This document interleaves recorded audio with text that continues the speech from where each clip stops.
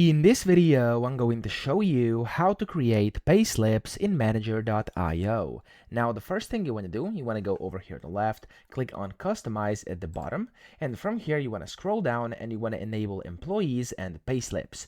Now, of course, why we're doing this is because we have to have employees to be able to create payslips.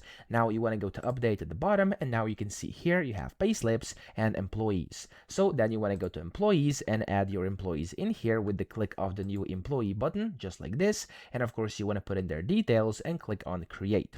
Once you've done that, you want to go to Payslips and then New Payslip. And then here you can just create your payslip. So of course, select the date and reference. You can add a description, which is optional. And here you have to select the employee.